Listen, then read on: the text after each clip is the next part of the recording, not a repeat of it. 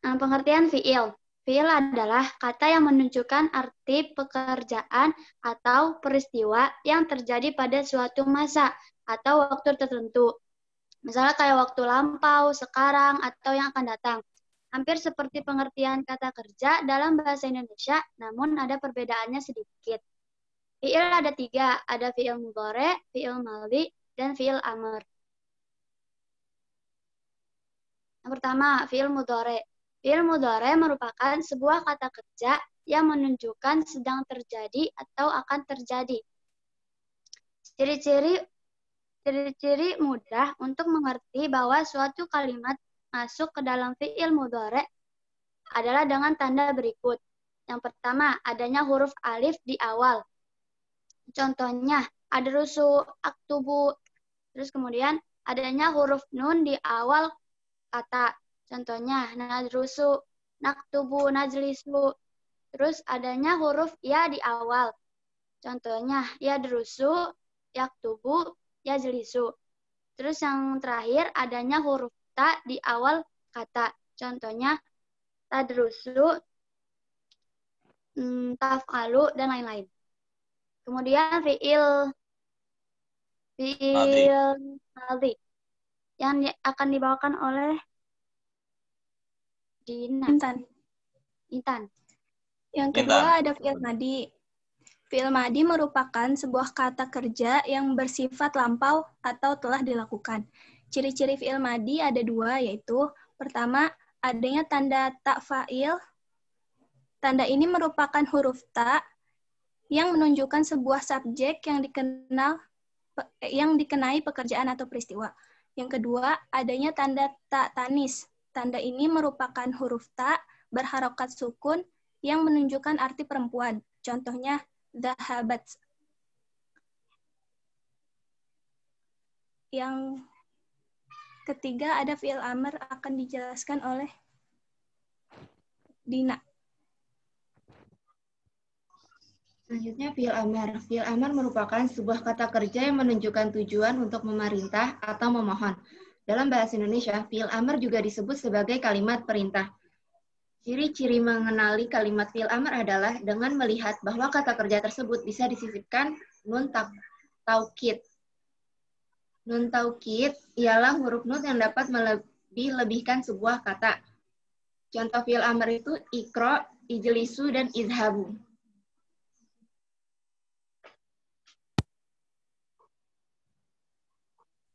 Terus di sini juga ada lagi contoh fi'il amar dengan domirnya.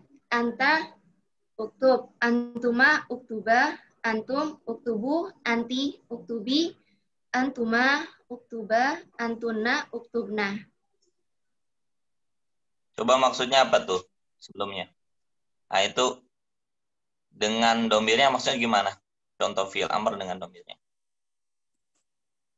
Belum ngerti tuh penjelasannya gimana. Ini ciri-ciri fi'il amar tuh kalau misalkan kita tahu itu fi'il amar dari domirnya, domir. Kalau anta itu berarti uktub, itu berarti domirnya ke anta. Kalau uktubah itu ada 2, berarti masuknya ke antuma. Akhir-akhirnya itu kalau mau ngenalin fi'il amar. Berarti uktub artinya apa? Tulislah kamu laki-laki. Tulislah wahai kamu laki-laki. 1. Itu orang ya. Kalau uktuba? Tulislah kamu laki-laki, tapi untuk 2 orang. Antuma. Okay. Kalau uktubu? Uktubu, tulislah kamu laki-laki yang banyak. Lebih dari 2. Uktubi? Tulislah kamu untuk perempuan, tapi 1. Uktuba? Uktuba itu bisa 2. Apa namanya? Bisa 2. Bisa perempuan dan laki-laki. Cuman lihat lagi dari kata-katanya, kalimatnya itu untuk perempuan atau untuk laki-laki. Salah sama-sama sebelumnya. Ya. Uktubna? Uktubna itu artinya tulislah kamu, Tapi untuk perempuan yang banyak, yang jamak, lebih dari 2. Oke. Lanjut deh.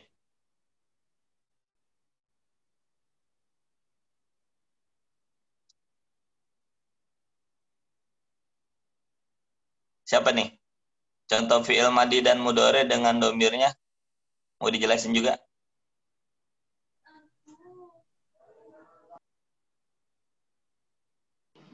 Saya aja tadi yang baca. Contoh fi'il madi, mudhari. Anas ya? Iya, Aku aja, Kak. Oh, ya udah. Siapa nih? Intan Surur. Intan Surur. Jadi di sini ada contoh fi'il madi dan mudhari'nya dengan domirnya ya. Domirnya itu misal contohnya huwa. Nah, huwa itu kan dia laki-laki tapi cuma 1. Kalau fi'il madinya itu contohnya fa'ala. Terus kalau misalkan fi'il mudhari'nya itu kan sedang dilakukan. Berarti kalau sedang dilakukan bukan fa'ala lagi tapi yaf'alu. Terus contoh yang kedua ada huna, yaitu mereka 2 laki-laki. Kalau fi'il madinya fa'ala, fi'il mudhari'nya yaf'alani. Terus yang ketiga ada hum. Kalau fi'il madinya itu fa'alu, fi'il madinya fa'alu, fi'il mudhari'nya yaf'aluna. Yang keempat ada hiya, dia perempuan. Fi'il madinya ada fa'alat, fi'il mudhari'nya ada taf'alu. Yang kelima huma, mereka perempuan. Fi'il madinya ada fa'alata, fi'il mudhari'nya ada taf'alani. Yang keenam ada hunna, mereka 2 perempuan, lebih dari 2 perempuan. Fi'il madinya ada fa'alna, fi'il mudhari'nya ada yaf'alna.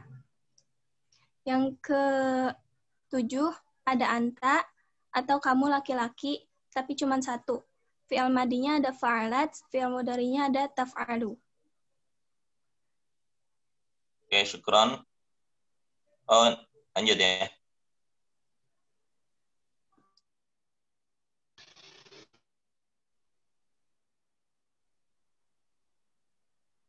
Baik, terus saya kan iya udah.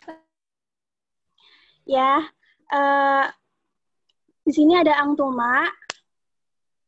Kok bilang?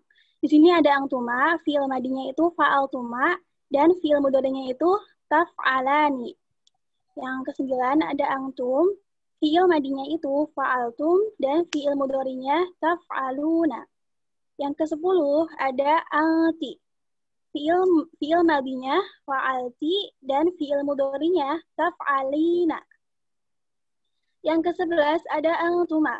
Fi'il mudhari'nya fa'altuma dan fi'il madinya taf'alani. Yang ke-12 antunna. Fi'il madinya fa'altunna. Fi'il mudhari'nya taf'alna. Yang ke-13 ana. Fi'il madinya fa'altu. Fi'il mudhari'nya af'alu. Yang ke-14 nahnu. Fi'il madinya fa'alna dan fi'il mudhari'nya naf'alu.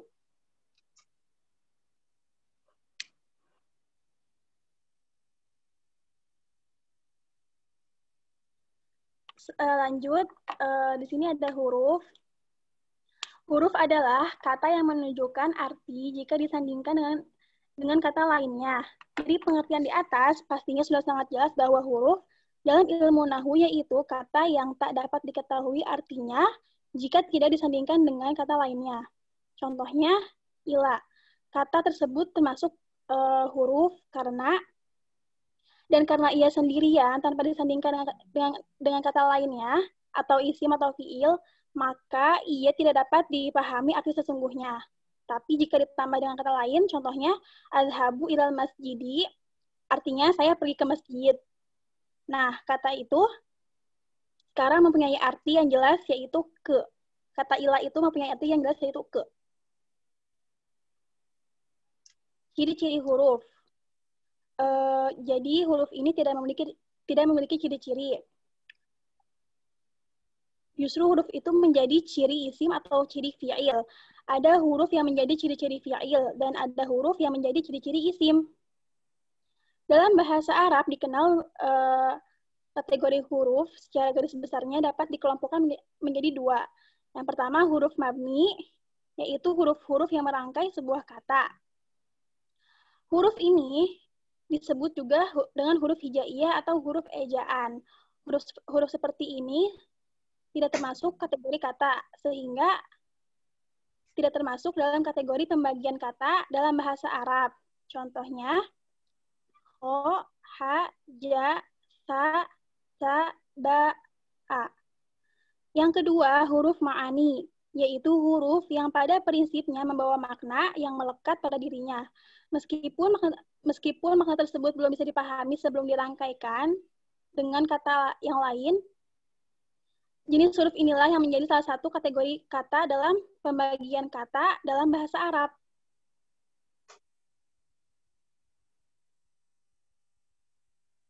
Oke. Lanjut atau enggak? Macam hurufnya ini ada banyak ya Pak, jadi mungkin bisa dibaca masing-masing.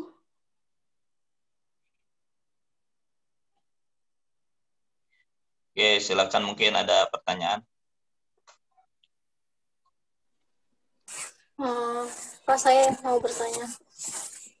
Siapa nama? Vera Fatmawati. Terkait yang tadi yang isim di slide pertama tentang isim. Ini mohon maaf, pertanyaannya mungkin agak masih dasar karena belum pernah belajar. Untuk yang satu kan tadi ciri-cirinya itu yang pertama berakhiran tanwin. Apakah tanwinnya itu selalu di sini kan bun ya? Apakah bisa juga kasroh tanwin atau dhamma tanwin? Terus kemudian untuk pertanyaan berikutnya di slide yang tak tanis itu. Saya pernah dengar kalau yang perempuan itu tak marbutoh, tapi tadi kalau nggak salah baca kok perempuan tak tanis ya. Yang fi'il madi. Fi'il madi, oke. Soalnya pernah dengarnya dulu, nggak tahu kan sekilas karena bukan tak marbutoh, karena bukan belajar sih, cuma dengar aja ciri-cirinya itu harus tak marbutoh gitu. Bukan tak tanis gitu ya? Iya, apa saya salah dengar atau gimana? Dan yang terakhir bagan-bagan tadi tuh yang huwa, hum, itu kata-kata. Nah ini ya, ini harus maksudnya Pak, ini tuh dasar yang harus kita hafal gitu Pak untuk bisa ngituin fi'il madi sama fi'il mudhari'nya ya. Apa gimana ya, Pak? Ya, itu dasarnya sih, Pak. Berarti kita harus hafalin ini jadi sehingga tahu nanti fi'il madi fi'il mudhari'nya gitu ya Pak. Udah lagi pertanyaannya? 3 ya kamu ya? Udah, iya Pak. Maaf ya Pak, banyak banget. Makasih. Ya. Silakan, ada yang mau beri jawaban tentang pertanyaan pertama, kenapa di contohnya itu kitabun, nggak ada kitaban, kitabin. Boleh nggak kalau misalkan itu? Ya, mungkin. Ada Nasya, Intan, Surur, Nida, Ninda, siapa lagi? Nida, ya kan? 4 orang kan ya? 5, Pak. Satu lagi siapa? Yang kerudung merah ya tadi siapa? Ratu Bilqis. Oh, Ratu. Kamu ya? Iya, Pak. Ya, silakan Ratu mungkin mau jawab ya. Kenapa di isim itu kitabun? Boleh nggak kitaban, kitabin? Saya juga kurang paham, Pak. Tapi, aduh, Pak. Takut salah jawab, Pak. Ada mungkin yang lain? Kelompoknya?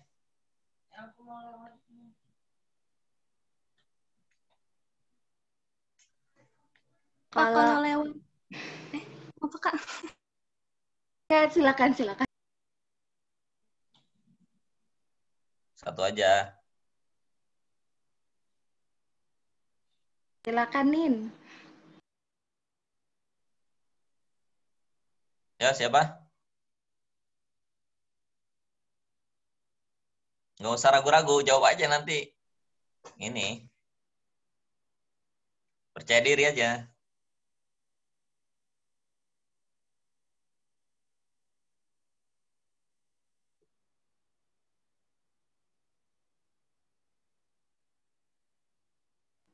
Kalau saya itu ngambil contohnya tuh dari tasrif isim yang rofa, yang kitabun. Jadi tasrif isim itu ada 3, ada rofa, nasab, sama jazm. Cuman biar lebih mudah kita ngambilnya pakai yang rofa, kitabun. Gimana tasrif? Tasrif Coba. isim. Kan ada 3, Pak. Emang isim bisa ditasrif? Dari buku, saya lihat dari buku, Pak. Oh gitu, oh iya. Oke. Dan ya, cuman ngambilnya dari yang itu, yang rofa. Yang nasab ada, Pak. Oke. Kayak gitu ya, jadi gini. Ya memang salah satu tanda isim itu kan tanwin ya. Ya tanwin ini kan bisa bun, bisa ban, bisa bin ya, bisa an, in, un ya, semuanya bisa. Cuma nanti tergantung dia kedudukannya sebagai apa. Kata kitabun itu sebagai kalau kitabun berarti kan bisa jadi dia pelaku ya kan, fa'il ya kan, atau dia sebagai maf'ul, objek. Nah, nanti pengaruhnya pada itu. Kedudukannya dia dalam kalimat itu sebagai pelaku atau objek ya. Sedangkan kitabin biasanya kemasukan huruf jar. Tadi kan ada contoh-contoh huruf jar ya. Kitabin misalkan itu berarti kemasukan huruf jar. Di contoh huruf jar itu ada. Ya, ada bi kitabin, fi kitabin, ka kitabin, an kitabin. Nah, semuanya bisa merubah isim menjadi tanwin ya, kasroh tanwin.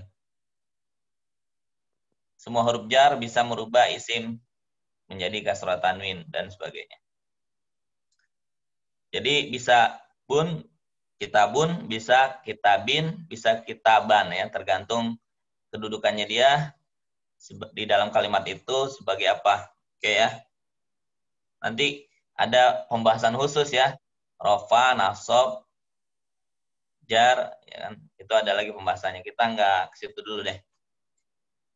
Pertanyaan kedua, fiil itu kenapa tandanya tak taknis, bukan tak marbutoh? Ada nggak yang bisa menjelaskan?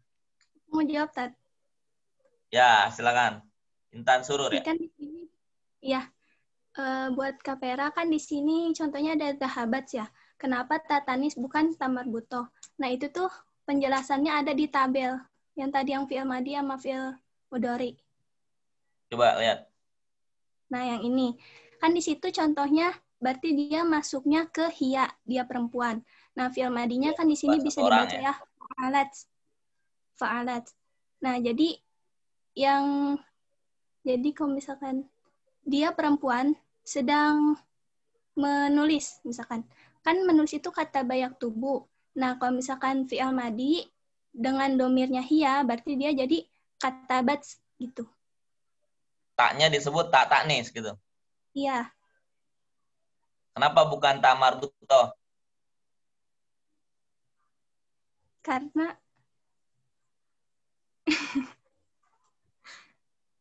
emang dari apanya ya? Mungkin karena tak marbutoh itu masuknya di isim ya. Iya. Bukan di fiil ya.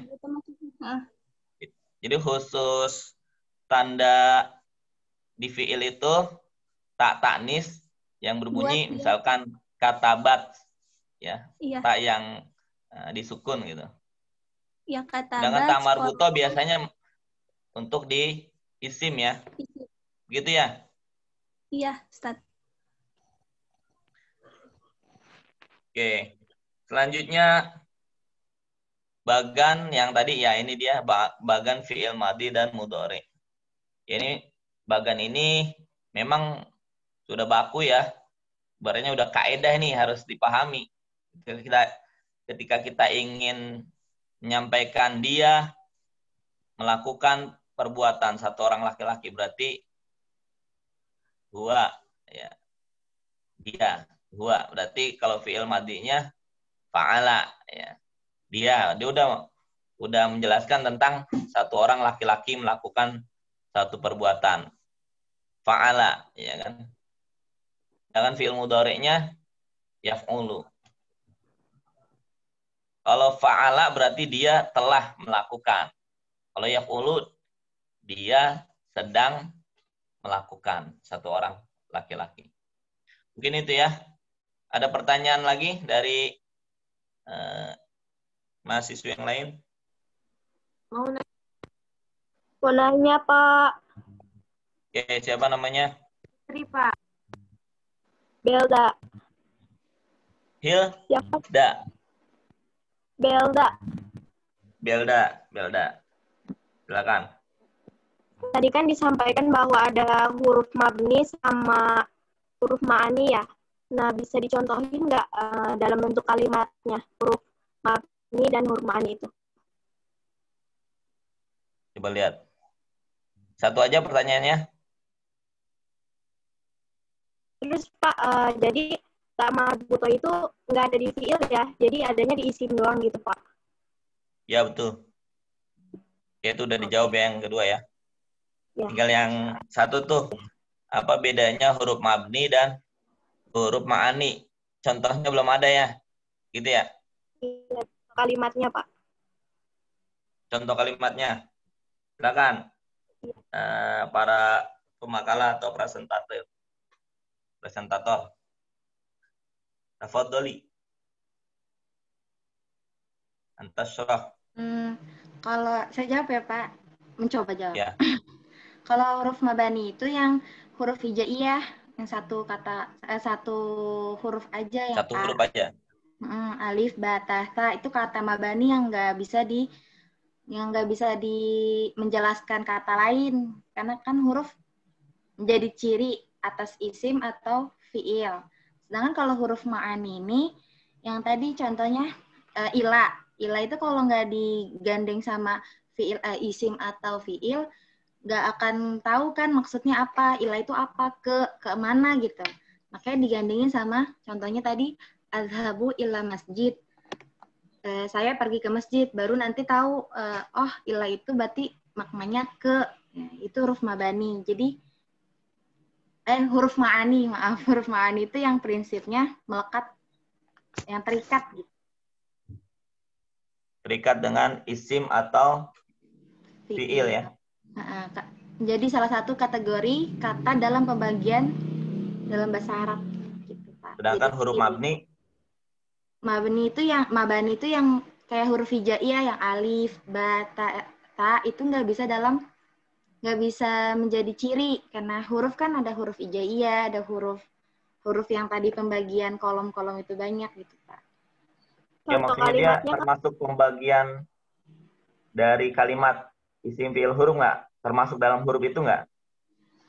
Yang mana Pak? Kan kalimat ada isim fiil huruf. Apakah huruf mabni termasuk di bagian yang huruf itu? Enggak.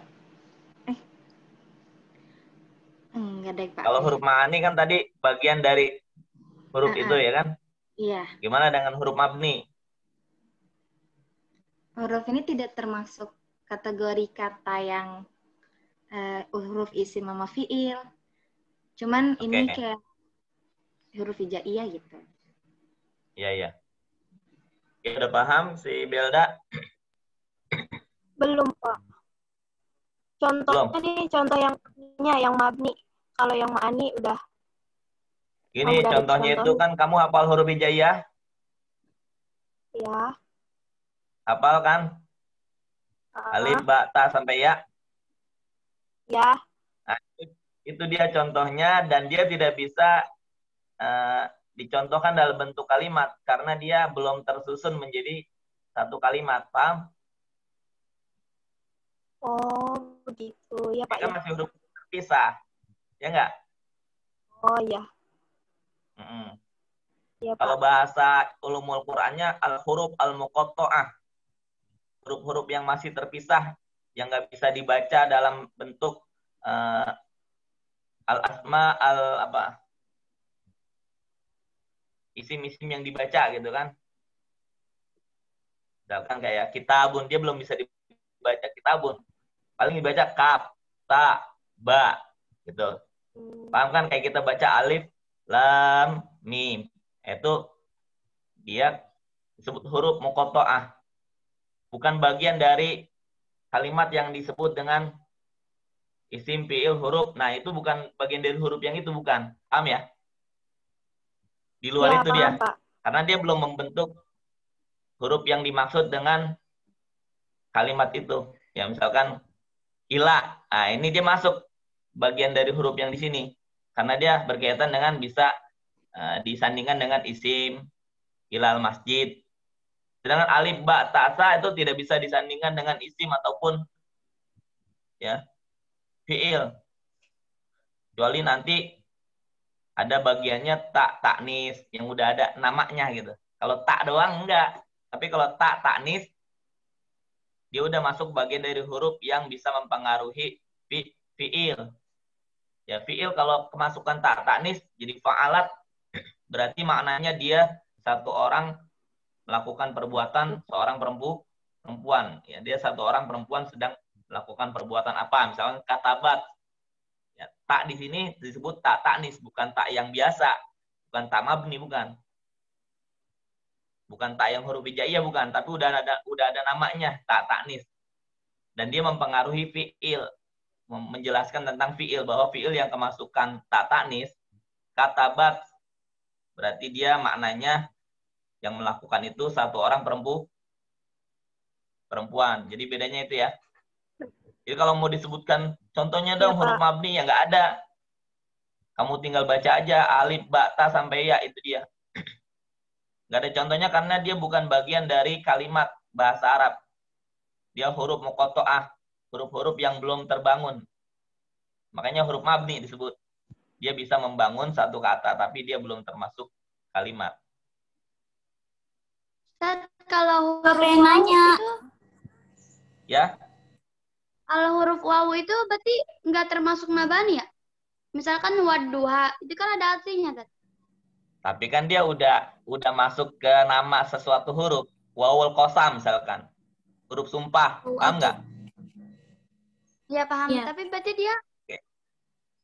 termasuk Ya, walaupun mabani. dia cuma waw, sama kayak waw huruf hijaiyah, tapi dia udah masuk pengertian huruf yang bagian dari isim, fiil, huruf. Ini saya ngikutin apa yang disampaikan oleh presentator ya, bahwa huruf mabni ini bukan bagian dari huruf yang di situ. Saya juga belum tahu nih dia rujukannya dari mana gitu. Tapi emang Pengen nanya. sepertinya begitu. Paham kan jadinya ya? Kalau udah masuk huruf ma'ani berarti kan dia udah punya makna seperti huruf qasam. Paham? Huruf sumpah. Wallahi tallahi billahi. Dia bukan huruf mabni lagi. Walaupun di dalam huruf mabni, huruf hijaiyah itu ada wawu. Gitu ya kan? Iya, Pak. Paham. Ada wawu mausul. Wawu yang menyambungkan. Ya. Ibaratnya gini. Ya, wawu atop. Nah, itu kan udah punya makna. Jadi huruf ma'ani itu huruf-huruf walaupun dia muqatta'ah cuman wawu doang, ba doang. Itu udah punya makna kalau disandingkan dengan isim atau fiil. Paham ya? Kalau huruf yang kayak alif, ba, ta itu kan ya sama dengan wawu qasam. Cuman dia bedanya dia nggak punya makna, belum punya makna gitu doang ya. Jadi nanti diciriin dengan wawu apa nih gitu kan? Wawu qasam atau wawu biasa gitu. Oh, wawunya wawu mausul. Yang jelas kalau udah masuk ke dalam ya antara isim dan fiil, dia ada di tengah-tengah itu. Berarti dia huruf ma'ani. Tapi kalau masih dalam buku tajwid huruf hijaiyah, nah ini huruf mabni namanya, gitu ya. Cirinya kalau dia udah masuk ke dalam kalimat, misalkan wallahi, dia udah masuk menemani isim Allah, lafaz Allah, berarti dia udah punya makna. Kalau dia masih di dalam buku tajwid, huruf hijaiyah, alif, ba, ta, sa, nah ini huruf mabni semua. Yang 20 berapa jumlahnya? Huruf hijaiyah. Beda pendapat Pak, ada 28, 29, ada yang 30, Pak. Oke, betul. Oke, lanjut. Ini pertanyaan Belda udah selesai kayaknya ya, udah paham ya.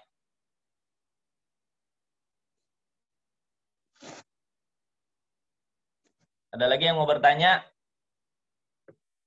Terima kasih, Pak. Sudah Saya tidak mau ada ya? bertanya. Oh, ada ya. Siapa namanya? Siti Rahmi Ustadz. Ya. Yang maksud yang diawali awamilul ismi itu seperti apa ya? Pengertiannya gitu. Contohnya juga seperti apa? Yang slide pertama tentang isim. Oke, coba ditampilkan. Iya, maksudnya itu seperti apa ya awamilul ismi? Nah, saya juga mau dapat penjelasan dari presentator nih. Oke, kita dengarkan pertanyaan dari Siti Rahmi adalah, ya, maksudnya dari awamilul ismi itu diperjelas lagi ya. Iya, Ustadz. Oke, silakan. Presentator. Ini ada Anasya, ada Intan, ada Ninda, ada Nida, ada Ratu. Coba jawab ya, Tat. Ya, siapa? Anasya. Oke, silakan. Awamilul ismi itu Pak ini saya ngelihat di bukunya, sebenarnya ada metodenya Pak. Pernah belajar metode tamyiz, bukunya Pak Asin Sako. Buku Pak Asin Saho ya. Itu buku Nahu apa buku Qiraat? Sebenarnya ini Pak metode cara baca terjemah kata, tapi ada ininya, ada pembagian unsur-unsur kalimat gitu. Oke, coba jelasin deh. Jadi di buku ini tuh awal milul ismi itu ada 6. Ada dijarin, ya nasobalil mudhof. Ya nasobalil mudhof, terus ila nasobalil mustatsna, la nasoban linakiroh, inna nasoba rofa'u sama kana rofa'u nasoba. Misalkan contohnya dijarin. Yang diawali awal milul ismi kan dijarin ya, huruf jar. Misalkan tadi ila, contohnya isim yang masjid misalkan.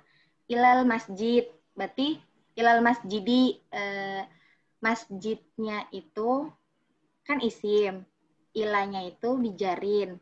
Nanti tandanya itu jadinya ke apa? Jazm ya? Apa tuh? Yang kasroh. Ila. Ya. Jadi jar gitu. Jadi contohnya bijarin. Saya bisanya jelasinnya bijarin, cuman yang nasobalil mudhof itu masih belum ngerti. Pengen nanya ke Ustadz juga tadi. Oke.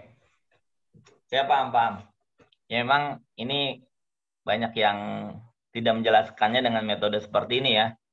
Kalau ini udah penggabungan ya. Jadi begini ya. Jadi bijarin itu maksudnya bahkan huruf jar. Ya, biasanya kan ba yang huruf jar itu kan bi, harokatnya kasroh kan?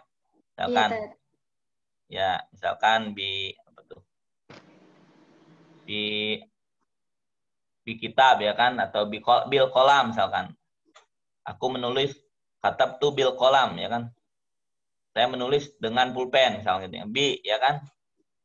Maksudnya di sini semua huruf jar, bukan bi doang. Paham ya? Terus awamil ismi itu maksudnya gini. Huruf-huruf ini yang terbagi menjadi 6 kelompok ini, dia bisa mempengaruhi harokat akhir dari isim. Ya. Misalkan bi, misalkan kata betul bil kolami. Al-kolam kemasukan bi jadinya kasroh bil kolami. Jadi harokat akhir kalimat al-kolam jadi al-kolami. Bi al-kolami, ya kan? Karena kemasukan huruf bi, ya kan? Begitu juga huruf yang lainnya, temannya bi. Huruf jar yang lainnya. Huruf jar ini disebut awamilul ismi karena huruf jar ini bisa merubah ya, atau mempengaruhi akhir dari isim. Jadi kasroh, dipengaruhi jadi kasroh. Ya bisa mengkasrohkan. Ya kan? Semua isim yang ketemu huruf ini, huruf jar ini, kasroh. Gitu. Kalau dia isim mufrad ya nanti ada penjelasannya lebih lanjut lagi. Kalau dia isim jamak muannas atau jamak muzakkar bisa beda lagi nanti ya. Penjelasannya ada yang lebih panjang lagi. Jadi intinya gitu. Setiap yang berharokat kasroh biasanya ya ada amil yang lain. Tapi amil yang paling banyak itu amil huruf jar yang mengkasrohkan isim. Paham? Paham, Ustadz. Ya, jadi huruf jar, intinya huruf jar ini bisa mempengaruhi isim, yaitu membuat isim menjadi berharokat kasroh. Paham? Paham. Oke. Paham, Ustaz. Yang kedua, ya nasbal lil mudof. Jadi ya yang menasabkan ya mudof, misalkan. Ini ya-nya ya nida sebenarnya. Paham ya nida? Ya yang menunjukkan arti wahai, panggilan gitu ya. Panggilan. Ya, jadi jumlah mudof dan mudof ilaih kalau ketemu ya, ini mudofnya berharokat fathah karena nasab itu ditandai dengan fathah. Jadi ya ini bisa menyebabkan fathahnya mudof. Gitu. Misalkan ya qurrata ayun, bukan qurratu, karena qurrata ayun ini dia mudof ilaih ya. Jumlah mudof ilaih yang udah masuk pembahasan mudof ilaih nanti paham, cuman sekarang belum paham bagi yang belum pernah belajar. Apa sih mudof ilaih?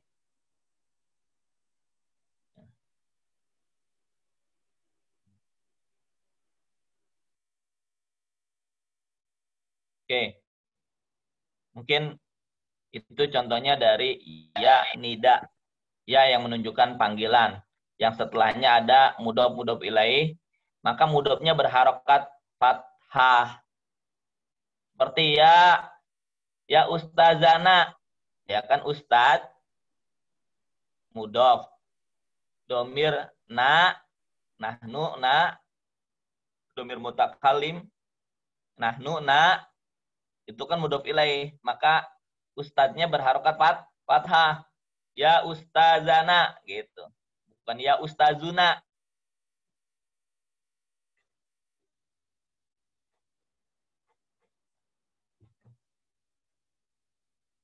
Paham nih? Paham, Ustadz. Pembahasannya. Kalau sedangkan kana itu kana wa akhwatuha ya.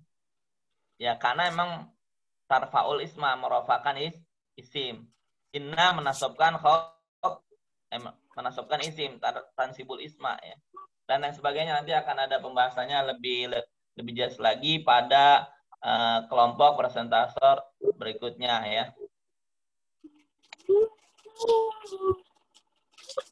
Oke, Siti Rahmi. Mana Siti Rahmi? Saya, Ustadz. Paham nggak? Ya, paham, Ustadz. Ya, walaupun pemahamannya belum 100%, misalkan 5% atau 10%, nggak apa-apa. Karena memang nanti akan dibahas semuanya.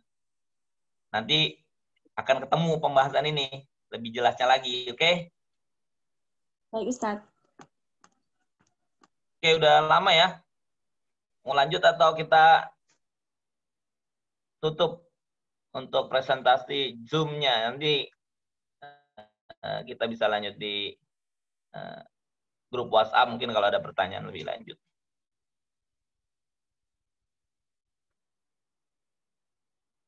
Apa ada yang mau bertanya lagi?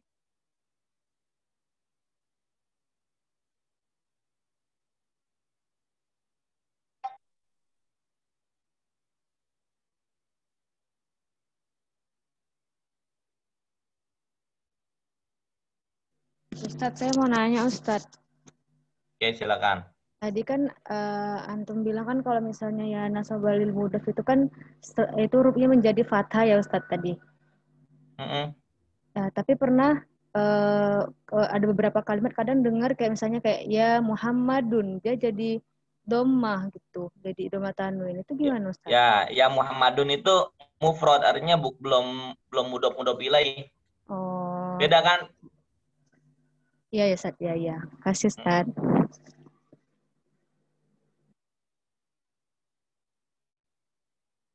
Misalkan ya Muhammad. Muhammad ini diidofahkan kepada apa misalkan? Kalau diidofahkan berarti dia berubah jadi harokatnya fathah. Kalau ya Muhammad aja dia sendiri belum diidofahkan. Berarti statusnya dia bukan mudof, ya. Isim yang biasa belum dimudofkan. Jadi dia domah. Nanti ada pembahasan namanya yanida. Yanida kalau misalkan sendiri kayak contoh ya Muhammadu, oh dia harusnya domah. Kalau udah diidofahkan ya apa? Ya nisa al mukminin misalkan, wahai perempuan-perempuan beriman misalkan gitu. Ya, dia harus fathah dan lain sebagainya. Nanti ada pembahasan yanida. Oke?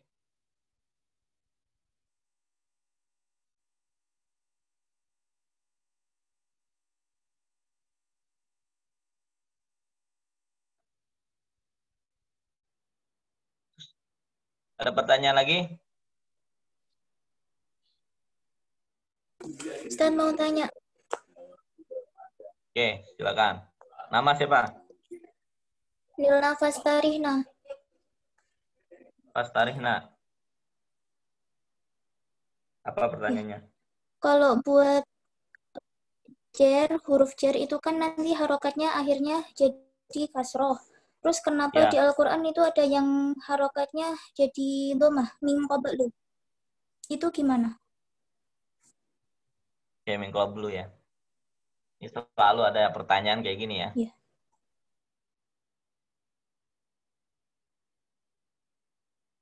Ya, nanti akan ada jawabannya. Karena ini berkaitan dengan Al-Quran. Nah, kenapa min dibaca qablu, bukan min qabli, ya kan? Nanti aja ya. Ya, Ustaz. Intinya sebenarnya dia ada yang dibuang kalimatnya setelah min qablu itu.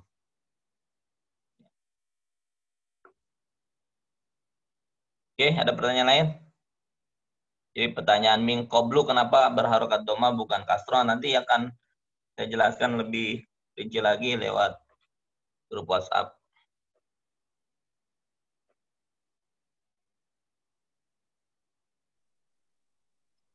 Ada pertanyaan lagi?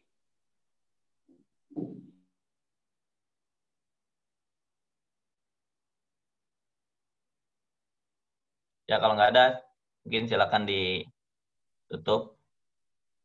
Baik, terima kasih Bapak atas penjelasannya dan penambahannya. Sekian dari kami. Wassalamualaikum warahmatullahi wabarakatuh. Waalaikumsalam warahmatullahi wabarakatuh.